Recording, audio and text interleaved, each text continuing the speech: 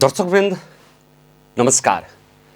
National gold टेलिभिजनको कार्यक्रम अन्तर संवादको नयाँ अङ्कमा यहाँहरूलाई हार्दिक स्वागत छ। म दिपेश दाहाल। दर्शकवृन्द, कार्यक्रम अन्तर संवादमा आज हामी विशेष गरी विवेकशील साझा पार्टी मकवानपुरको राजनैतिक अवस्था साथै अन्य विविध विषयमा रहेर कुराकानी गर्छौँ। कुराकानीका लागि आज हामीसँग विवेकशील साझा मकवानपुरका अध्यक्ष तथा लामो समयदेखि समाज सेवामा लाग्नुभएका एकजना व्यक्ति राजन मैनालीसँग अन्तर संवाद गर्दैछौँ। सर, स्वागत छ यहाँलाई। धन्यवाद। यहाँ सामाजिक क्षेत्र, राजनीतिक क्षेत्र, हरेक क्षेत्रमा आबद्ध हुनुहुन्छ। यसलाई मैले सम्बोधन चाहिँ के भनौँ, सामाजिक व्यक्तित्व भनौँ कि राजनीतिक व्यक्तित्व भनौँ? बडो गम्भीर प्रश्न खडा गरिदिनु हो दिपेशजीले। त मेरो यस्तो छ, मेरो यो अहिलेसम्मको जीवन तीन भागमा विभाजित भएको छ मेरो विचारमा। त पहिलो एउटा विद्यार्थीकाल, स्कुलको विद्यार्थीकाल, त्यो बेलामा विद्यार्थी राजनीति पनि गरियो। स्कुलको विद्यार्थीकालमा 37 सालबाट हामीले राजनीति सुरु गरेको, 36 सालको बहुदलपछि, जबकि 13 वर्षको उमेर थियो। त कालरात्रि थियो हामीले राजनीति सुरु गर्दाखेरि। उमेर नपुगेको ओरिएन्टलहरूले जुगाको रेखी नबसेको बेलामा हामीले अहिलेको प्रचण्डहरूले भूमिगत गरे जस्तै हामीले पनि एक तहको भूमिगत जीवन राजनीतिक यात्रा सुरु गरेको फर्स्टमै बारा जिल्लामा। त छोटकरी भन्नुपर्दा विद्यार्थीकाल एउटा समय भयो। त्यो बेलामा म 2039 साल बारा जिल्ला निवेशनको जिल्ला अध्यक्ष भइसकेको मान्छे। त त्यसपछि यसलाई जोड्दै जाँदाखेरि नेपाल कमर्स क्याम्पसको 42-43 को ब्याच हो म। र आरआर कलेजमा पत्रकारिता पनि मैले 42-43 मा इन्टरमिडिएट गरेकै हो। त त्यो कालसम्मलाई म एउटा खण्ड जोड्न चाहन्छु मेरो जीवनको। त यसलाई म राजनीतिक जीवन त भन्दिनँ, त राजनीतिक पाठशाला भन्दछु म। किनभने मैले कलेजमा स्कुलमा मैले केही कुरा राजनीतिको बारेमा सिकेँ, जाने। त म नेविसङ्घ या नेपाली काङ्ग्रेसमा आबद्ध भएर मिनमोहन कलेजमा पनि, नेपाल कमर्स कलेजमा पनि मैले 43 सालमा म सहसचिवको उम्मेदवार हो, होइन? त एउटा यात्रा यो भयो। 45 सम्मको लाइफलाई मैले राजनीतिक सिकाइको यात्रा भन्ठानेको छु। त भोगाइको यात्रा त्यहाँबाट सुरु हुन्छ। राजनीतिक भोगाइको यात्रा 45 पछि मेरो सुरु हुन्छ। 46 को जनआन्दोलन नभनौँ, आन्दोलन जुन पञ्चायती निरङ्कुशताको विरुद्धमा थियो। त्यो बेला पनि हामी जमेर यो व्यवस्थाको विरुद्धमा पञ्चायत व्यवस्थालाई ढाल्न हामी लागेकै हौँ, अग्रमोर्चामा लागेकै हौँ। त त्यो कालखण्डबाट हाम्रो राजनीतिक भोगाइ या बुझाइ भनौँ न, आफ्नो कर्म मानि मैले 55 सालसम्म। त त्यो बिचमा व्यवस्था पनि परिवर्तन भयो, होइन? सत्ताधारी पनि परिवर्तन भए, पात्र पनि परिवर्तन भए। तर तात्विक रूपमा नेपाली जनताले केही पनि पाएनन्। त्यहाँ तपाईँको गुट अब चाहिँ केही पाउँछन् है भनेर तपाईँले थालेको नेविसङ्घको राजनीति अहिले साझा विवेकशीलमा आएर परिणत गर्नुभएको हो, होइन? यसलाई पनि यसरी नबुझ्नु होला कृपया। यो मेरो यो के भन्छ, परीक्षण हो। यो पनि मेरो परीक्षण। किन नेपालको राजनीति परीक्षण भन्नाले तपाईँलाई चाहिँ विवेकशील साझामा अहिले चित्त बुझेन भने भोलि अर्को पार्टीमा जानुहुन्छ? तपाईँले मेरो भर्सन बुझ्नु भएन। परीक्षण यस अर्थमा मैले भनिरहेको छु, किन भन्दाखेरि हामीले 45-46 को राजनीतिदेखिलाई हामी यात्रालाई गन्दैछौँ, काउन्ट गर्दैछौँ, हो, 62 सम्मकोलाई। त त्यो बेलामा के भयो, सबै नेपालीहरूले सर्लङ्ग रूपले देखेकै छन्, भोगेकै छन्। त त्यो बेलामा प्रजातन्त्र भन्थ्यो, होइन? बहुदलीय प्रजातन्त्र, कति राम्रो सुन्दर नाम थियो। त गिरिजाबाबु, स्वर्गीय गिरिजाबाबु ले जब 32 र 36 र 74 जुन खडा गर्नुभयो, त्यसपछि काङ्ग्रेसको राजनीति सिद्धान्त निष्ठा भन्दा बाहिर गयो, ट्र्याक अफ इथिक्स सिद्धान्त भन्दा बाहिर गयो राजनीति। त बिपीको सिद्धान्त त्यो थिएन। वास्तवमा मान्छेले बिपीलाई बुझेका छैनन् मेरो बुझाइमा। त बिपीले के भनेका थिए, प्रत्येक नेपालीको घरमा एक हल गोरु, एउटा घर, तिनका सन्तान पढ्ने विद्यालय, तिनका सन्तानलाई चाहिँ के अरे हेल्थको लागि अस्पताल, यही कुरा भनेका थिए। अहिले पनि त काङ्ग्रेसले बिपीको समाजवादै भनिरहेछ नि त। काङ्ग्रेसले मात्रै भनेको भए त हुन्थ्यो, यहाँ त सबैले त्यही भन्यो अहिले आएर समाजवाद तपाईँको नेकपाहरूले पारित गरेन नि त होइन उनीहरूको त्यो नि मेन मूल स्पिरिट समाजवाद हो नि त के त बिपीले भन्दा चाहिँ नि त्यो प्रजातन्त्र भयो होइन यी मदन भण्डारी स्वर्गीय मदन भण्डारी र नेकपाका नेताहरूले भन्दाखेरि चाहिँ त्यो समाजवादी भयो यो बुझाइमा फरक छ त वास्तवमा बिपीको विचार कम्युनिजम थियो कम्युनिस्ट थियो सही मानेमा त्यो सुन्दर थियो के कम्युनिस्ट विचार नराम्रो होइन नि कदापि होइन नि ड्राइभरले गलत गरेपछि त्यो स्वाहा भएको हो नि त त्यो विकुरूप भयो विरूप त्यसको रूप खतम भयो त्यो गुटको राजनीति फैलियो त्यसले गर्दाखेरि हामीमा वितृष्णा भयो खास गरी म राजनीतिबाट चाहिँ काङ्ग्रेसबाट या कुनै पनि पार्टीबाट स्वतन्त्र रूपमा मैले सायद मलाई लाग्छ 55 सालमा प्रेस रिलिजै गरेको हो म कुनै पार्टीमा आबद्ध छैन भनेर म सोसियल सेक्टरमा मानव अधिकार तथा शान्ति समाज लगायत विभिन्न सङ्घ संस्थामा आबद्ध हुन थालेँ त्यसपछि धेरै अहिलेसम्म त्यसपछि करिब 2 वर्ष अगाडिसम्म पनि मेरो मुख्य चाहिँ प्लेटफर्म सोसियल सेक्टर नै हो त्यसकै कारणले गर्दाखेरि म विभिन्न विद्यालय कलेज होइन उद्योग होइन सङ्घ संस्थामा म नियुक्तिहरू लिएर केही कामहरू गरेँ त्यसले गर्दाखेरि सामाजिक हजुर त्यसपछि मेरो जीवन यात्रा सामाजिक रूपमा सुरु भयो विभिन्न रूपमा सङ्घ संस्थामा आबद्ध भएर मैले जे जति जाने जे जति गर्न सकेँ मैले समाजलाई आफ्नो सामाजिक छवि पहिचान समाजमा बनेको मैले ठानेको छु सामाजिक कामबाटै किन भन्दाखेरि त्यसपछि त म एउटा निष्कर्षमा पुगेँ जब 72 सालमा संविधान जारी भयो असोज 2 गते सायद त संविधान जारी भयो बडो चाहिँ नि तब संविधान त जारी भयो होइन स्वर्गीय सुशील कोइरालाले जारी गर्नुभयो सायद अरू प्रधानमन्त्री भएको प्राइम मिनिस्टर भयो त्यो संविधान जारी हुन्न थियो म यो कुरा गर्वसाथ भन्छु त सुशील कोइरालाले संविधान दिनुभयो तर त्यो संविधानको पनि विरोधका स्वरहरू धेरै आए त्यो स्वाभाविक कुरा पनि हो किनभने 4 जात 36 वर्णको फुलबारी भनेर नेपाललाई भनिएको छ त यसमा सानातिना कुराहरू स्वरहरू असहमतिहरू आउनु स्वाभाविकै ठान्दछु म त त्यसपछिको नेपालको कोर्स बदलियो एक तहमा के भन्ठानियो के महसुस भयो भन्दाखेरि होइन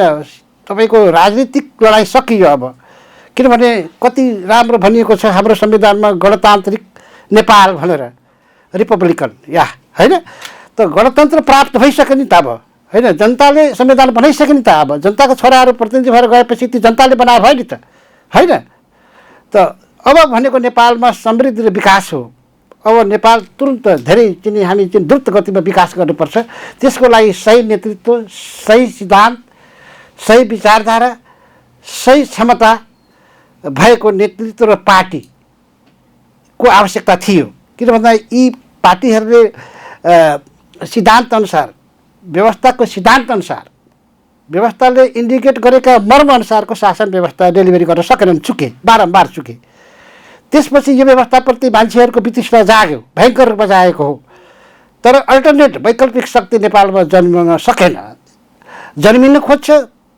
अब भन्न सजिलो छ देशी विदेशी तत्त्व भन्छन् के भन्छन् होइन भनिन्छ पनि यी तत्त्वहरूले तपाईहरुको पार्टी त वैकल्पिक शक्ति भन्नुहुन्छ के संयोजकले होइन त हो त वैकल्पिक शक्ति भनेर विचारोपण गरेकै हो आज पनि हाम्रो सत्प्रयास हो वैकल्पिक शक्ति बनाउने हाम्रो सर के गरी वैकल्पिक शक्ति हुन्छ तपाईको संयोजकले त केही दिन अगाडि नै भन्नुभएको छ अब त राजतन्त्र फर्किनुपर्छ भनेर अनि तपाईहरु राजा फर्काउन लाग्ने अनि वैकल्पिक शक्ति भन्ने त एउटा कुरा म यहाँलाई भनौँ हाम्रो संयोजकजीले के भन्नुभयो के भन्नु भएन त्यो एकछिनपछि मैले लागेको कुरा मलाई लागेको कुरा यहाँलाई म भन्ने नै छु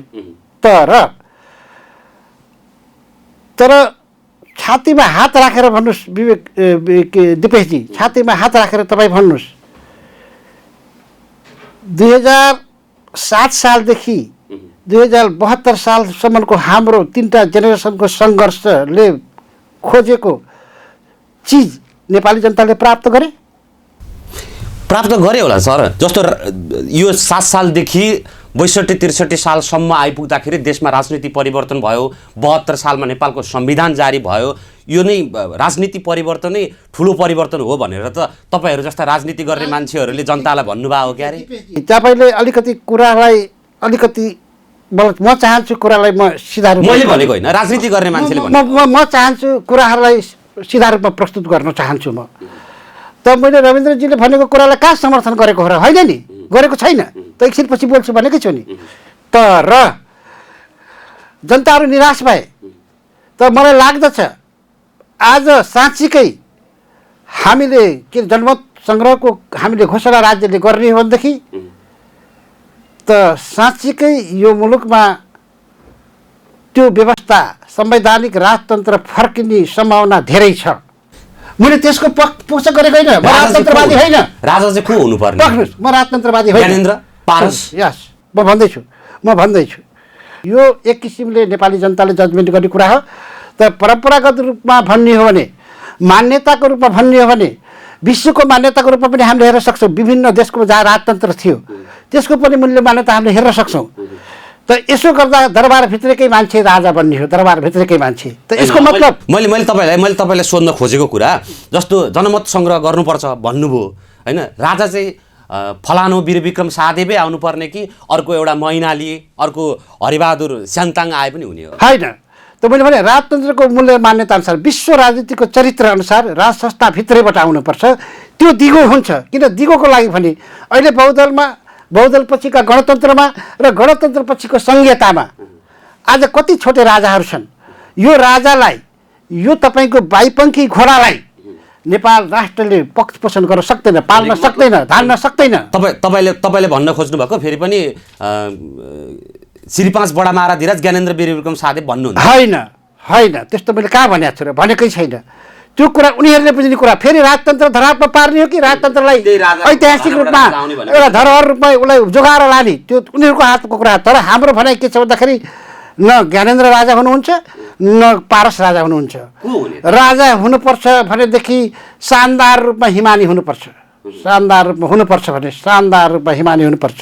किनभने उमा त्यो लक्षण, त्यो गुण केही हदसम्म देखिन्छ। हैन, कस्तो मान्छे चाहिँ राजा हुनुपर्ने? त राजा हिमानी भन्नुभयो, हिमानीमा के छ? राजा हुनुपर्ने गुण के छ? हैन, यस्तो छ। पारस चारित्रिक रूपले तहस नहस भए, उनी स्खलित भए। पारसको हिसाब किताबै आउँदैन अब यो जेनेरेसनमा। रह्यो सवाल ज्ञानेन्द्र। अब ज्ञानेन्द्र सरकार पूर्व राजाको कुरा मैले भन्नु पर्दाखेरि हेर्दाखेरि शालीन भद्र देखिन्छन्। त उनको एउटा कारणले पर्दा पनि तपाईँको के छ भने रक्तपात विहीन एउटा पनि मान्छे नमरिकन सत्ता हस्तान्तरण भयो। यो विश्वको लागि एउटा नमुना कुरा हो।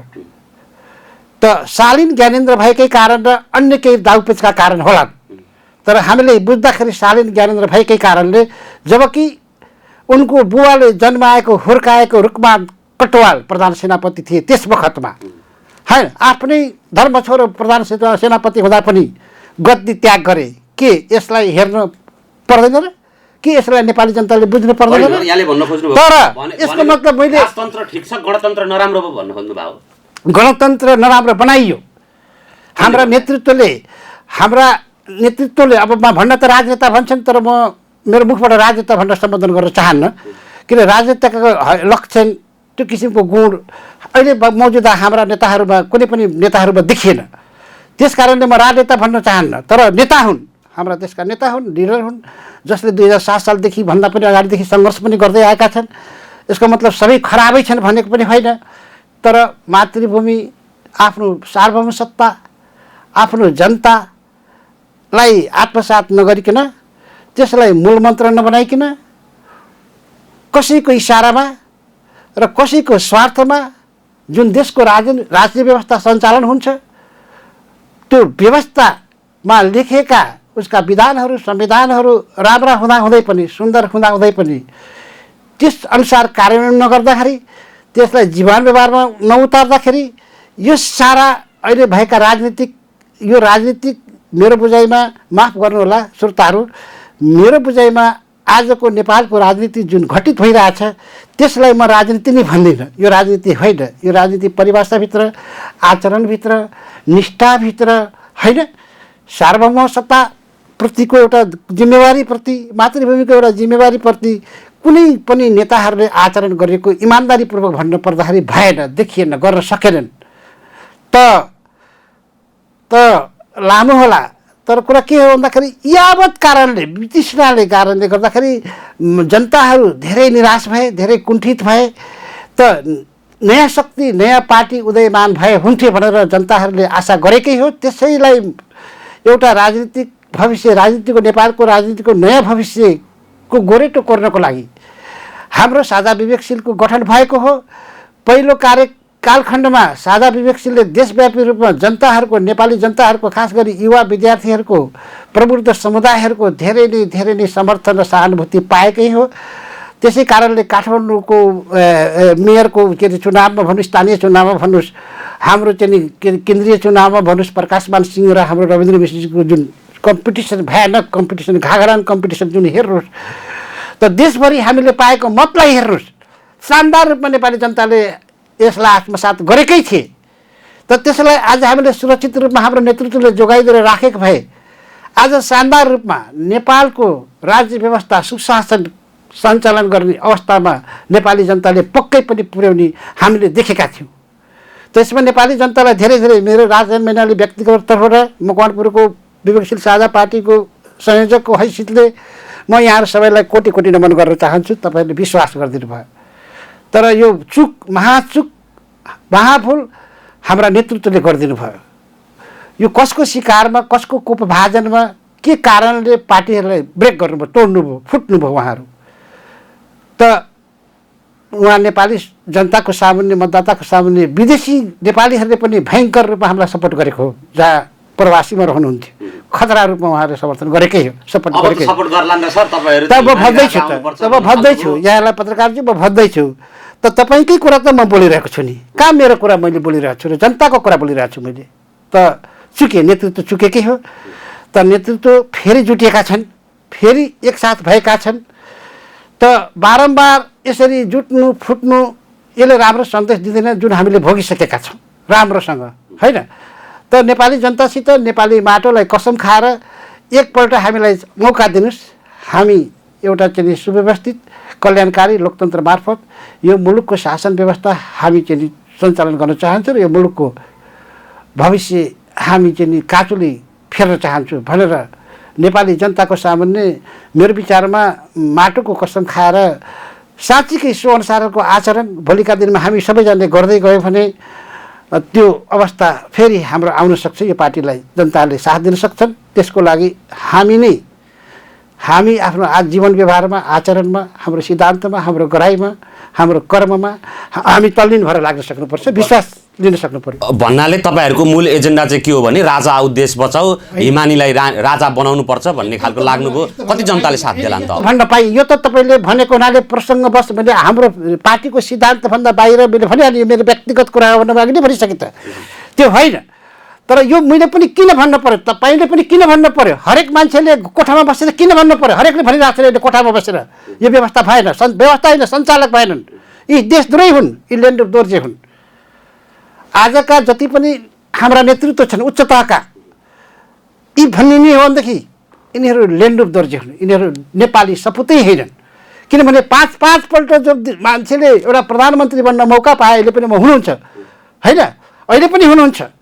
त अस्ति भर्खरै त्यो अध्यादेश त फेरि आयो त भन्न खोजेको कुरा के हो? तर भन्न त भनिन्छ, कति सुन्दर ढङ्गले भनिन्छ, संविधानमा व्यवस्था भएको कुरा इम्प्लिमेन्ट गरेको त हो नि, कानुनमा लागू गरेको त हो नि, त्यसलाई व्यवहार त उतारेको त हो नि।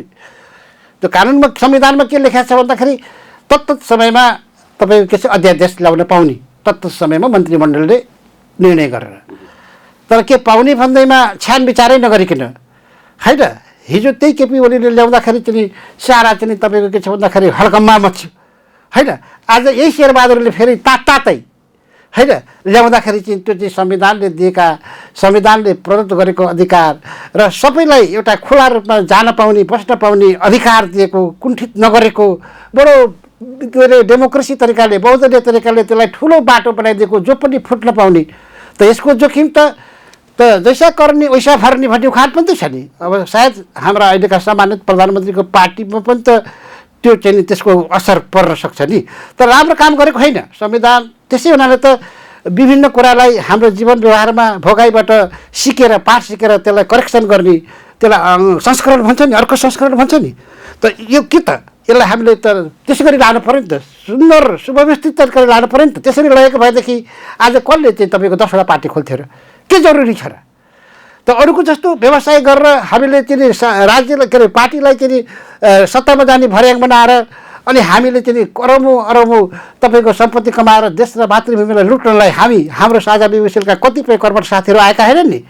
जीवनलाई अब केही समय हामीले आफ्नो परिवारको लागि गर्यो, समाजको लागि गर्यो, व्यवसायको लागि गर्यो। अब बाँकी जीवन 10-20 वर्ष जे जति छ मातृभूमिको लागि सुन्दर तरिकाले गरौँ, कन्ट्रिब्युसन गरौँ भनेर लागेको हो। म त सुन्नुहोस् अब रह्यो सवाल। अब मलाई स्पष्टीकरण गरिदिनुहोस् कृपया। तपाईँलाई हाम्रो पार्टीलाई भयङ्कर आक्षेप लगाउनु भयो। तपाईँ त के अरे राजावादी भनेर टाचा लगाइदिनु भयो।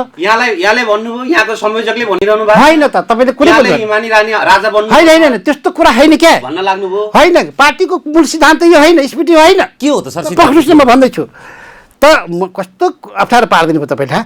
त हामीले यो के चाहिँ भनेको हो भन्दाखेरि यो यावत कुरा आजसम्मको हाम्रो जीवन भोगाई, राजनीति भोगाई जुन नेपालीहरूले देखे भोगे, त्यो नेपालीहरूले चाहन्छन्। 240 वर्ष त राजा पनि भोगेका हुन्छ र। म भन्दैछु त त्यतिखेर चाहिँ के भयो त? यहाँ कुरा चाहिँ वास्तवमा के हो र नि, चाहे तपाईँ गराउनुहोस् चाहे म गराउँ, चाहे प्रत्येक नेपाली गराउनु, हामीले चाहँदैमा हाम्रो व्यवस्था परिवर्तन हुँदैन। सत्य कुरा हो यो। हामीले चाहँदैमा हाम्रो व्यवस्था परिवर्तन हुँदैन। कसले चाहनुपर्छ? त विदेशीले चाहनुपर्छ। कुन देशका कसले? जस्तै सिधै भारतको यहाँ चाहिँ हैकमवादी छ, प्रष्टरमा हाम्रो मातृभूमि हाम्रो यहाँले भन्न खोज्नु भएको हाम्रो देश चलिरहेछ नरेन्द्र मोदीले चलाएको रिमोटबाट। त यिनीहरू त मुख्यमन्त्री त हुन् नि। त यहाँका इन्डियाका यस इन्डियाको एउटा प्रान्तको मुख्यमन्त्रीको सरल हैसियत पनि यिनीहरूलाई दिएको छैन। यिनीहरूलाई लाज शरम छैन। त त्यसै हुनाले त यिनीहरू लोनडुप दर्जे भए भनेको मैले। यिनीहरू नेपाली सपुत हो त। मातृभूमिको लागि 1000 पल्ट पनि मर्न तयार भएको वीर सुरवीर नेपाली जो उच्च नैतिक चरित्रको हुनुपर्छ, होइन, जो आफ्नो राष्ट्रको लागि मरिहत्ते गर्न चाहन्छ दिलो ज्यानले, त्यस्तो मान्छेलाई हामीले नेतृत्वमा लान सक्यौँ, त्यस्तो मान्छे हामीले जन्माउन सक्यौँ, त्यस्तो मान्छेको हामीले खोजी गर्न सक्यौँ भने राजनीतिक रूपमा यो देशको मुहार फेरिन सक्छ। अदरवाइज तपाईँ लेखेर राख्नुहोस् दिपेशजी, आजको 50 वर्षसम्ममा घटीमा पनि यो नेपाल थिर हुने छैन, राजनीतिक रूपमा थिर हुने छैन, यसलाई हुन दिने छैन। त भारतको मात्रै कुरा किन गर्ने त? भारत र अमेरिकाको सहकार्यमा यहाँ भारत मात्रै आउँदैन त। हिजो अस्तिको कुरा के थियो? भारतले खुरुखुरु नेपाललाई चलाउँथ्यो हिजो अस्तिको कुरा। अहिले जो बाइडेनले चलाउँछन्। यहाँ के छ? पास गर्नु छ बिल, होइन? त यसको मतलब अरू जस्तो मान्छे होइन म। त्यो बिलको बारेमा म 100% विरोधी होइन म। तर त्यो बिलहरूका केही अंशहरू भन्ने खतरनाक छन् राष्ट्रियताको लागि, मातृभूमिको लागि, हाम्रो सार्वभौमसत्ताको लागि र हाम्रो संविधानको लागि भयङ्कर खतरा छ। त्यो खतरा पक्षलाई हटाएर नेगोसिएसन गरेर अब के त हामीले के अरे सत्य कुरा भनिदिउँ कि त भने सुरवीर अघि मैले भने जस्तो नेतृत्व चाहियो देशमा भन्ने नै हो भने, होइन भनेदेखि हाम्रो अहिलेको नेतृत्वले त्यो क्षमता राख्दैनन्। त्यस कारणले नेगोसिएसन गर्ने नै हो, घोडा टेक्ने नै हो। हाम्रो नेतृत्व घोडा टेक्ने नै हो। तर हाम्रो आग्रह के छ भने घोडा त टेक्नुहोस्, तर कटुनी खुस्काएर नटेक्नुहोस्। मातृभूमिको हाम्रो सार्वभौमसत्ताको हाम्रो संविधानको रक्षा गरेर टेक्नुहोस्। टेक्नु त पर्छ, नटेकाइ छोड्दैन। त्यो सत्य कुरा यही हो। जो आए पनि त टेक्नै पर्यो। हो, प्रधानमन्त्री बन्ने स्थिति आयो भने रविन्द्र मिश्रले नि टेक्नु होला। मैले भनि त हालेँ। अब रविन्द्र मिश्रजीको भित्रको हृदयमा म छिर्न सक्दिनँ। म त्यस्तो आध्यात्मिक शक्ति भएको मान्छे पनि होइन, म वैज्ञानिक पनि होइन। त्यो उहाँको कुरा, पर्सनल कुरा मलाई लाग्छ। होइन, मैले त यहाँको दलको संयोजक भानातले सोधेको। स्पष्टीकरण त म दिँदैछु त। त हामीले यति मात्रै भनेका हौँ, यो हजार राजा पाल्ने। अब यो तपाईँको चाहिँ नि अर्थतन्त्रलाई आफ्नो बपौती सम्झिने, होइन, साह्रै नराम्रोसित हाम्रो अर्थतन्त्रलाई पनि लुटे यिनीहरूले, बर्बाद बनाए। मातृभूमिलाई पनि यिनीहरूले विक्षिप्त बनाए यिनीहरूले, काहीँ केही बाँकी नै राखेनन् यिनीहरूले। त हामीले के मात्रै अपिल गरेका छौँ त? साझा विवेकशीलाई सबै नेपाली जनताले हलाहल मत दिएर हामीलाई राज्य सत्तामा पुर्याइ बक्सेस भनेको छैनौँ त, भनेकै छैनौँ। हामीले के मात्रै भनेको थियो भने यो व्यवस्थाका सञ्चालकका कारणले गर्दा व्यवस्था नराम्रोसित धाराशायी भयो, फेलियर भयो, होइन? त यो त्यसले गर्दाखेरि हामीले अहिलेसम्म भएका यावत राजनीतिक कालखण्डलाई संश्लेषण गर्दै राम्रा कुराहरूलाई उतार्दै, जे राम्रो छ त्यसलाई उतार्दै, विश्वका पनि हामीले कतिपय राजनीतिक परिपाटीहरूलाई हेर्दै त्यहाँबाट पनि राम्रा कुराहरू ल्याउँदै एउटा असल लोकतान्त्रिक चरित्रसहितको संविधान बनाउँ फेरि अथवा यसलाई परिष्कृत गरौँ। हामी त्यस्तो संविधानको विरोधी होइन नि फेरि, तर यहाँ बेमेलका कुराहरू पनि त छन् नि। त कल्याणकारी लोकतन्त्र मार्फत यो राज्यलाई शासन व्यवस्था दिने परिपाटीको व्यवस्था गरौँ। त्यो जसले गरे पनि हुन्छ, साझा विवेकशीले गरे पनि हुन्छ, अर्को कुनै नयाँ शक्ति जन्मेर गरे पनि हुन्छ। अहिलेकै भएका पार्टीहरूको फेरि तपाईँको दिन सुध्रेर यिनीहरूको बुद्धि सुध्रेर जस्तो लाग्दैन। के गरी सुध्रेर यिनीहरूले नै रहन गरे पनि हुन्छ भने धेरै पार्टी खोल्नु पनि अहिले हामीले भन्यो नि, त राज्यलाई नै बोझ्यो नि आखिरी। त्यो राम्रो कुरा होइन नि। 2 या 3टा पार्टी भएपछि हुन्छ राज्यलाई, तर त्यो अनुसारको पार्टीहरू भइदिएनन्। त्यसले गर्दाखेरि जनताको पनि चाहना हो, प्रत्येकको चाहना हो, यो आक्रोश पनि हो, यो कुण्ठा पनि हो। त्यस कारणले असल राजतन्त्र, सभ्य राजतन्त्र भइदिएदेखि जनताले, देशले सुख पाउँछ कि भन्न एउटा अडकलबाजी मात्रै हो। त्यो कुरा चाहिँ भन्नै पर्ने हुन्छ, यतिसम्म कुरा चाहिँ। त रहे सवाल हामी के छ भन्दाखेरि राज्यलाई, यो मुलुकलाई, यो मातृभूमिलाई, हाम्रो सार्वभौमतालाई जगेर्ना गर्ने त्यस्तो नेतृत्व जन्मियोस् भन्ने हाम्रो चाहना हो। त आज हाम्रो देश शक्तिशाली हुँदो हो त तपाईँलाई थाहा छ, इतिहास तपाईँले हिजो पढ्नु भएकै हो। हाम्रा केही नेपालीहरूले तपाईँको चाहिँ अन्तर्राष्ट्रिय कोर्टमा मुद्दा पनि हालेका छन् कि टिस्टा काङ्गडा हाम्रो नेपाली भूमि हो नि, यो हाम्रो भूमि हो। त आज कुन चाहिँ नेतृत्वले, कुन चाहिँ प्रचण्डले बोले, कुन चाहिँ शेरबहादुरले बोले, कुन चाहिँ माधव कुमार नेपालले बोले, कुन चाहिँ झलनाथ खनालले बोले, कुन चाहिँ बाबुराम भट्टराईले बोले, अर्को कसको नाम छुट्यो, माधव कुमार नेपाल। त कसले बोले? कालापानी लिम्पियाधुरा शहीदको भूभाग त प्रचण्ड के अरे केपी ओलीको नेतृत्वमा फिर्ता आयो, नक्सा बनाएको छ नि त। नबोलेका भन्न मिल्दैन होला नि। नक्सा पहिला के बन्यो उहाँकै पालामा, फेरि के भयो, यो केटाकेटी लालीपप खुवा जस्तो कुरा भयो। उहाँको पनि केपी त पूर्व प्रधानमन्त्री केपीजीको पनि जुन एउटा क्रेज देखिया थियो लकडाउन, पहिलो लकडाउन हुन आयो, पहिलो हाम्रो भारतले नाकाबन्दी गरेको बेलामा, त्यो बेलामा चाहिँ बाफ्रे एउटा नेपालमा कोही झुल्केको लुकेको एउटा राम्रो राष्ट्रवादी नेता भेट्यो भनेर हामीले पनि भनेकै हो, स्याबासी दिएकै हो।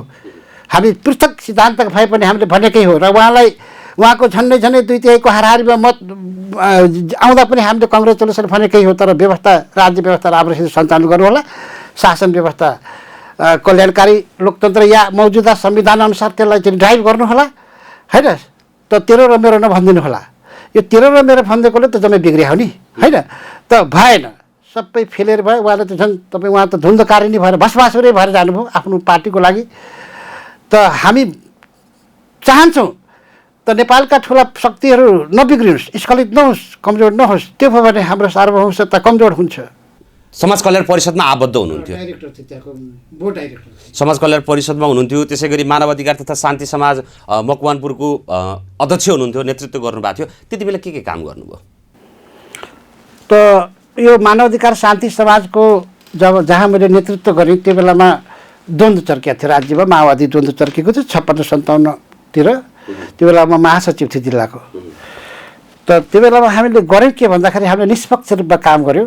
त हामीलाई एउटा के आशा थियो भन्दा, जसरी आम नेपालीलाई एउटा आशा थियो अब परिवर्तन हुन्छ, त्यो परिवर्तनले मुलुकलाई निकास दिन्छ, सबैजनाको नेपालीहरूको मुहारमा हाँसो आउँछ, खुसी आउँछ भन्ने हामीलाई पनि लागेको थियो। र हामीले पनि तानाशाही व्यवस्थाका विरुद्धमा यो तहको आन्दोलन जनयुद्धलाई अलिकति हामीले के गर्यो भने उनीहरूलाई सहज र सजिलो होला भनेर हामीले सपोर्ट पनि गऱ्यौँ। तर के को लागि गऱ्यौँ? कसैको गुलाम दास भएर गरेनौँ। राज्यको मुहार फेर्ला कि, काँचुली फेर्ला कि, नेपालीहरूको मुहारमा हाँसो आउला कि, खुसी आउला कि भनेर गरेको होइन। तर यिनीहरू पनि त कसैका पृष्ठपोषक रहेछन् नि त। त यिनीहरूले पनि त आफ्नो सिद्धान्त, आफ्नो आचरण, आफ्नो बोली, आफ्नो विधान, आफ्नो सिद्धान्त अनुसार राज्य व्यवस्था चलाउन सकेन। मानव अधिकार तथा शान्ति समाजमा हुँदा हामीले मानव अधिकार तथा शान्ति समाज हुँदाखेरि हामीले गऱ्यौँ। जस्तै गौर हत्याकाण्ड, नरसंहार हत्याकाण्ड भयो। त्यो बेला म जिल्ला सभापति थिएँ।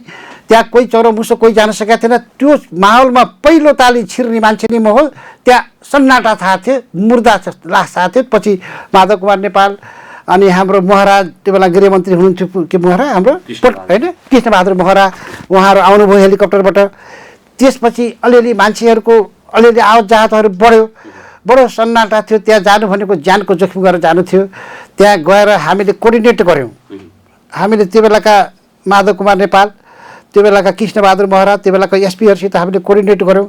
त्यो माहौललाई हामीले बिउत्याउने प्रयास गऱ्यौँ होइन। हाम्रो तहबाट हामीले जे गर्न सक्थ्यौँ इमान्दारीपूर्वक हामीले त्यहाँ गऱ्यौँ। झुरझुरी हत्याकाण्डको बेलामा हामी त्यहीँ गयौँ। माओवादीका हरेक दमनको ठाउँमा हामीले चाहिँ त्यस्तो द्वन्द्व भएको ठाउँमा हामी पुगेकै छौँ। त हामीले आफ्नो जीवनको बाजी राखेर हामीले त्यो बेलामा काम गरेकै हो। त त्यसको नम्स अनुसार त्यसको मोमो छ। त मैले प्रधानमन्त्रीको काम गर्न सक्छु र? मलाई त हैसियत छ र? तर मेरो संस्थामा रहेर मलाई दिएको अधिकार, मैले गर्न पाउने कुराहरूलाई भ्याएसम्म बडो इमान्दार भएर निष्ठापूर्वक गरेकै मान्छे हो। म गरेकै मान्छे हो, मानवाधिकार मोधारी। अब आधुनिक स्कुलको व्यवस्थापन अध्यक्ष हुँदाखेरि तपाईँको मैले चाहिँ नि जिल्लाभरिमा अङ्ग्रेजी व्यवसाय, सरकारी स्कुलमा, सामुदायिक विद्यालयमा जिल्लाभरि अङ्ग्रेजी व्यवसायमा मेरो माध्यमबाट पढाउन पर्यो। त यिनलाई पनि टाई दिनु पर्यो, यिनलाई पनि राम्रो चिटिक्क परेको ड्रेस दिनु पर्यो भन्ने एउटा अभियान छेडी आज मकवानपुर जिल्लाको हरेक सामुदायिक विद्यालयमा अङ्ग्रेजी माध्यमबाट बगैँदा पठन पाठन हुन्छ। सामुदायिक विद्यालय महासङ्घ मकवानपुरको अध्यक्ष पनि, पहिला प्रथम संस्थापक अध्यक्ष पनि हो। त मेरो आधुनिकमा पनि हामीले धेरै परिवर्तन गऱ्यौँ। राम्रालाई तपाईँको के छ भन्दाखेरि पुरस्कृत, नराम्रालाई दण्डित पनि गऱ्यौँ। प्र्याक्टिकल रूपमा व्यावहारिक रूपमा पनि गऱ्यौँ।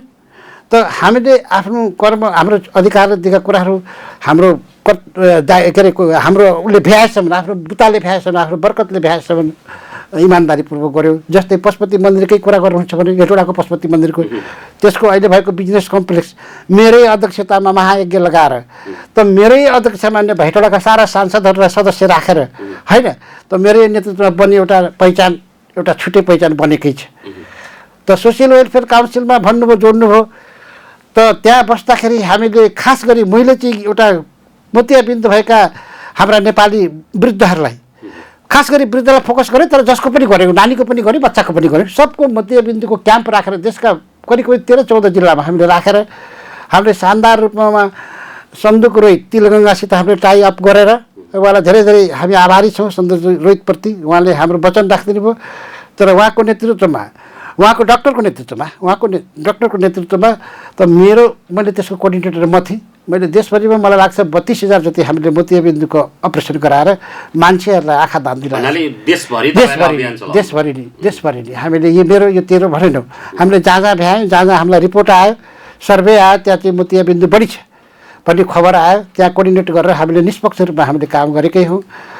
त शिक्षा क्षेत्र पनि काम गरेकै हो। अब भन्दाखेरि मानवाधिकारका 10-12 वर्षका दरमियानमा धेरै धेरै काम गरेका हो, नगरेको होइन।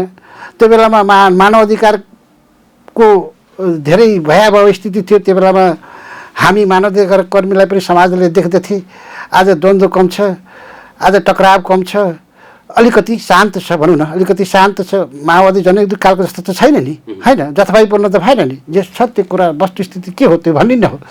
त त्यसले गर्दाखेरि हामी मानवाधिकारवादीको नि त्यति साह्रो अहिले काम छैन। र सबैजना त्यस्ता पनि हुँदैनन्, पार्टीका प्रवक्ता पनि हुन्छन्, नहुने पनि होइनन्। त सबैको गुण पनि छ, सबैको दोष पनि छ। म चाहिँ एकदम दुधले नुहाएको जस्तो प्रष्ट छु भन्ने म भन्दिनँ। तर म पनि चुनाव उठेको मान्छे हो। अहिलेका मुख्यमन्त्री हिजो जो सत्ता छोड्नु भयो, राजीनामा गर्नुभयो, उहाँको प्रतिद्वन्दी हो म पनि आफ्नो कुनै पार्टीबाट। त म पनि चुनाव लडेकै मान्छे हो। तर मैले चुनाव लड्दाखेरि भोटै मागिनँ। मैले मागिनँ भोट, मलाई भोट नदिनुहोस् मैले भने। किनभने तपाईँले के झुक्केर भोट, एक त मेरो पार्टी सानो छ, तपाईँले भोटै दिनुहुन्न। त भोट दिनुभयो भने म जित्छु, जितेँ भने म त कुहिएको आलु र प्याज बनिहाल्छु होइन। किनभने मेरो जमात त सानो छ नि, एउटाले त गर्न सक्दैन नि। त त्यसले गर्दाखेरि हाम्रो मकवानपुरवासीहरूलाई, मेरो क्षेत्रका जनताहरूलाई म जनतालाई धन्यवाद पनि दिन चाहन्छु। जबसम्म म पर्फेक्ट हुन्न, तपाईँहरूलाई लाग्दैन, तपाईँसँग मलाई भोट नदिए हुन्छ, तर म चुनाव चाहिँ लड्छु। राजनीतिक एउटा चाहिँ तपाईँको के छ भन्दाखेरि एउटा के भन्छ त्यसलाई, राजनीतिक रूपमा त्यसको अवस्था म चाहिँ नि आफ्नो तर्फबाट चाहिँ नि जनतामा सुसूचित गर्न चाहन्छु, लान चाहन्छु, पोस्ट गर्न चाहन्छु। यावत कामहरू बिस्तारै बिस्तारै गरे हो। त यो सामाजिक पाटोमा काम गरेर मुलुकलाई ड्रास्टिक रूपमा, तात्विक रूपमा परिवर्तन गर्न नसक्ने रहेछ। यो एउटा आत्मरति रहेछ। म फलान ठाउँको अध्यक्ष भएँ, त्यहाँको व्यवस्थापनको अध्यक्ष भएँ भने एउटा आफैमा एउटा रमाउने आत्मरति मात्र रहेछ। यो कुरा बुझेर पछिल्लो समय राजनीतिकलाई नै साँच्चीकै पहिला जस्तै कर्मक्षेत्र ठानेर अब केही वर्ष सेवा गरौँ भनेर लागेको हो। परिवर्तनकै लागि त व्यवस्था परिवर्तनले एक हदसम्म भयो। यो अलिअलि कुराहरू हुन्छन्। अघि पनि मैले भने 36 4 फुलबारी भनेकै छ, जसले भने पनि भनेकै हो, त्यो हुँदै हो होइन, थाहा छ मलाई, त्यो ब्याङ्गी हाने मैले पनि। किनभने यहाँ त राम्रा कुरा गर्न त्यो साईहरूको कुरै गर्नुहुन्न रे। पृथ्वीनारायण शाहलाई पनि हथौडा लाएर हान्न गएको थिए।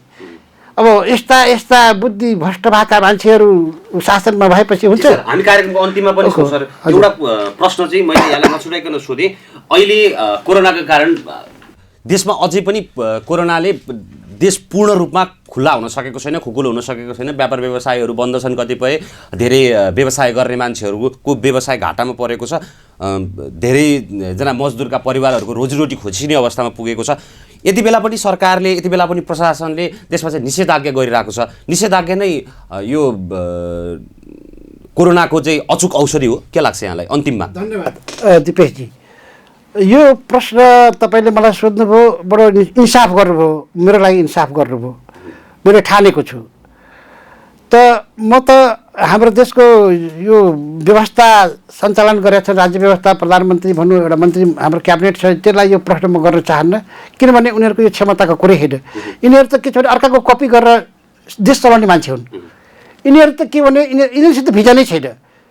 के सत्य के असत्य, के राम्रो के नराम्रो एकैछिन त म भन्दैछु। त्यसैमा त म जान खोजेँ हो नि। त विदेशीले गरेदेखि यिनीहरूले पनि गरे, कुरा यति हो। त म संसारका वैज्ञानिकहरूलाई म सम्मान साथ प्रश्न गर्न चाहन्छु, के निषेधाज्ञा त के तपाईँ बुलेट प्रुफ कुनै हावा पनि नछिर्ने ठाउँमा मान्छेलाई लगेर राख्नुहोस्, त्यो मान्छेलाई निश्चित रूपमा कोरोना हुन्छ, निश्चित रूपमा हुन्छ, हुन्छ हुन्छ हुन्छ। तपाईँ प्र्याक्टिकली प्रयोगशालामा लगेर जाँच्नुहोस्। त मैले भन्न खोजेको कुरा, यो कोरोना, यो लकडाउन आदि इत्यादि गरेर कदापि कहिले पनि रोकिन्न। यो मैले धेरै विचार गरेर बोलेको कुरा हो, नम्बर 1। नम्बर 2, यो कोरोना न चाइनाले बनाएको हो न अमेरिकाले बनाएको, यो कसैले बनाएको होइन। हाम्रो तपाईँको व्यभिचार, हाम्रो संस्कृति कोल्याप्स भयो, हाम्रो वेद कोल्याप्स भयो, हाम्रो सारा कुराहरू कोल्याप्स भयो। एकैछिन सर, अमेरिकामा कोरोना आइरहेछ, अमेरिकालाई वेदको के चिन्ता छ र भने? सुन्नुहोस् न, कोरोना त पहिला चाइनाको हुवानमा आएर त्यसपछि सर्दै सर्दै विश्वभरि गयो। वेद पढ्छन् न अमेरिकाले, न इटलीले। सुन्नुहोस् न, मेरो कुरा सुन्नुहोस् न, कसले भनेको तपाईँलाई पर्दैन भन्दा? कसले भनेको? नेपालीले भन्दा बढी वेद जर्मनमा पढ्छन्, गएर हेर्नुहोस्। जर्मनमा वेद मात्र पनि होइन, वेदको सिद्धान्तबाट वैज्ञानिक रिसर्चहरू गरेका छन्। बाइबल पढ्ने देशमा वेदका एकैछिन हामीले सन्देश भन्ने हो। हामी महायोगी तपस्वी, हामी वैज्ञानिक होइन कि हामी भन्ने बित्तिकै त्यसलाई साँच्चीकै जस्टिफाई गरेर देखाउने। हामीले हाम्रो मनमा लागेको कुरा इमान्दारीपूर्वक पस्किने हो। त मलाई पस्किन दिनुहोस् यो बारेमा। त मेरो ठम्याइ के हो, म 1000% म कन्फिडेन्ट छु, यो लकडाउन आदि इत्यादिले कोरोना रोकिन्न। यो कोरोना अमेरिकाले बनाए पनि होइन, यो कोरोना चाइनाले बनाए पनि होइन, हामी आफैले बनाएको हो। हाम्रो विकार, हाम्रो असंस्कृति, हामीले गरेका चिजहरू, प्रकृतिप्रति गरेका दोहनहरू होइन, यो प्रकृति असह्य भएर यो इतिहासमा यदा कदा यस्ता कुराहरू विभिन्न रूपमा आउँछन् र यो संसारलाई छेउनको लागि आएको हो, यसलाई साइजमा ल्याउन लागि आएको हो। हरेक कुराको साइज हुन्छ अब संसारमा, हेर्नुहोस् तपाईँ, परिवर्तन हुन्छ। तर मनोवैज्ञानिक रूपमा मान्छेहरू धेरै मरे, वास्तवमा मर्ने थिएनन्। तपाईँलाई म जस्टिफाई गरौँ, हुवानमा मान्छे, तपाईँले भन्न खोज्नु भएको मान्छे बाँच्नका लागि चाहिँ प्रकृति दोहन गर्नु भएन। प्रकृति दोहनले गर्दाखेरि अब रेल कुदाउनलाई पहाड फोड्न छोडेर रुख रोप्न थाल्नु पर्यो। होइन, सन्तुलित विकास गर्नु पर्यो। प्रकृति मैत्री सन्तुलित विकास गर्नु पर्यो। प्रकृतिलाई अत्याधिक दोहन गर्न भएन। मेरो कन्सेप्ट त्यहाँ मात्रै हो। तपाईँलाई बुझौँ, ग्लोबल वार्मिङ भन्छ है, अक्सिजन चाहिँ हाम्रो चाहिँ विश्वले किन्छ होइन, अक्सिजन किन्छ किन्दैन। त यो के त यहाँनिर विचार गर्न परेको छ। अक्सिजन भएन भने मान्छे बाँच्छ, बाँच्दैन। होइन, मैले यहाँलाई इङ्गित गरेको कुरा चाहिँ निषेधाज्ञाको लकडाउनको विकल्प के हो त? लकडाउनको विकल्प भने खुला हो।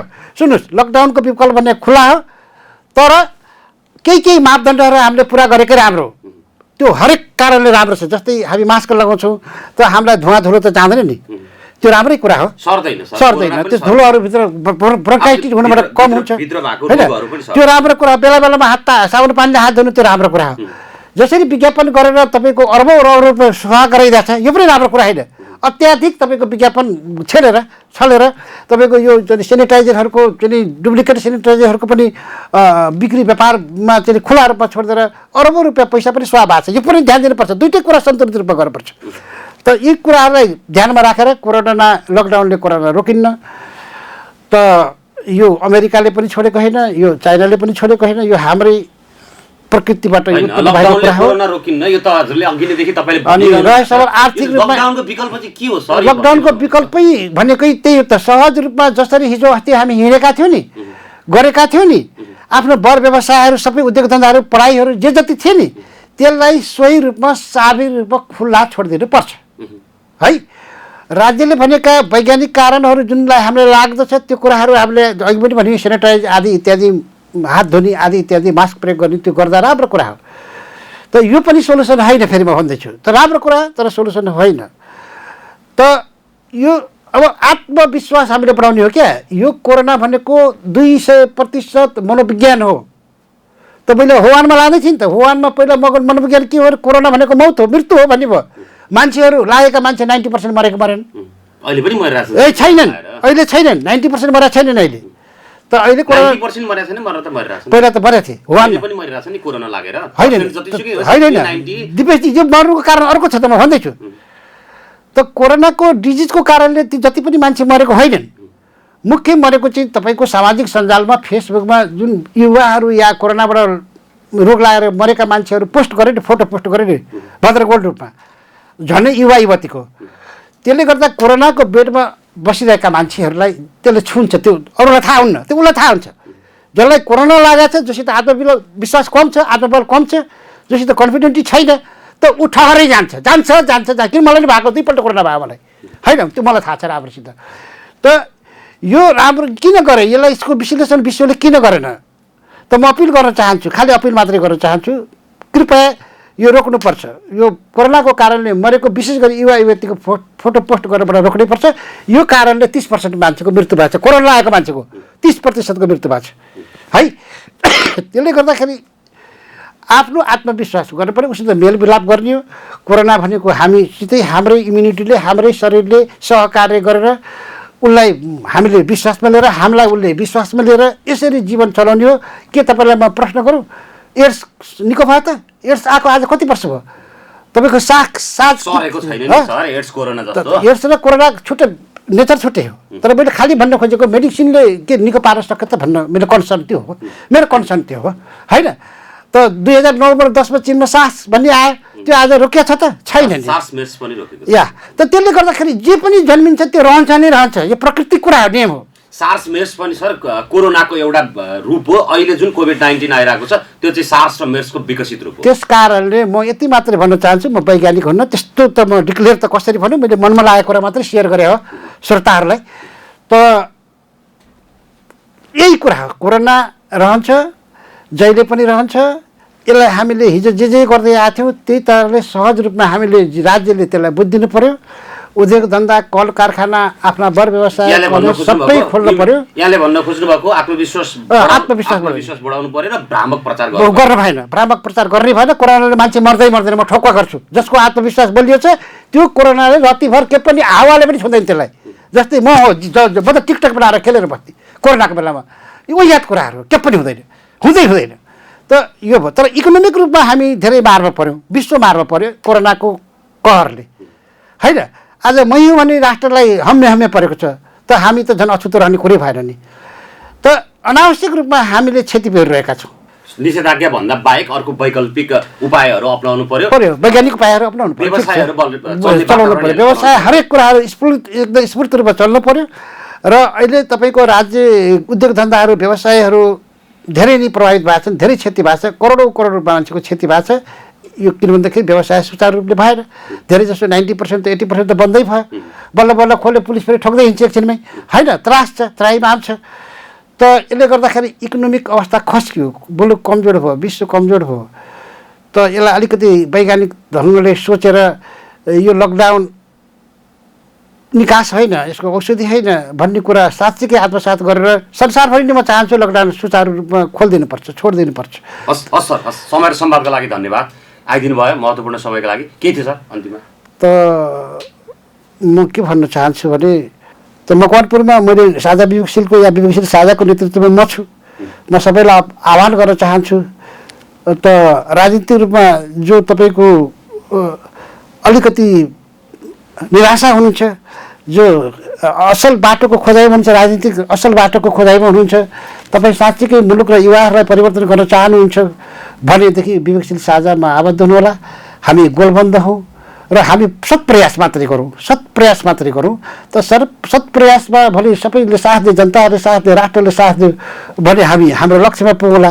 हाम्रो युवाहरूले काँचुली फेर्लान्, उनको मुहारमा हाँसो आउला, खुसी होलान्, मुलुक समृद्धि होला। त हामी यति मात्रै भन्न चाहन्छु। यो कुरामा तेरो र मेरो नभन्नु होला। सबै नेपालीहरू तपाईँकै हुन्, हाम्रै हुन्, होइन, फरक छैन। त्यो हेर्ने आँखामा फुलको आँखामा फुलकै संसार, काँडाको आँखामा काँडै संसार भने जस्तै हो। तपाईँ मतदाताहरूले अब पनि बारम्बार त्रुटि गर्नुभयो भने वास्तवमा मुलुक युवाहरूले विदेशी सिवाय यो मुलुक एक दिन निकट भविष्यमा चाँडै नै उपनिवेश बन्नेवाला छ, रियलमा बन्नेवाला छ। अगर तपाईँ हामी सबै सचेनौँ भने। यति भन्दै म बिदा चाहन्छु। धन्यवाद। दर्शकवृन्द, आज हामीले कुराकानी गऱ्यौँ विवेकशील साझा दल मकवानपुरका अध्यक्ष तथा लामो समयदेखि समाज सेवामा क्रियाशील व्यक्तित्व राजन मैनालीसँग। कुराकानी कस्तो लाग्यो? प्रतिक्रिया, सल्लाह र सुझाव दिन नभुल्नुहोला।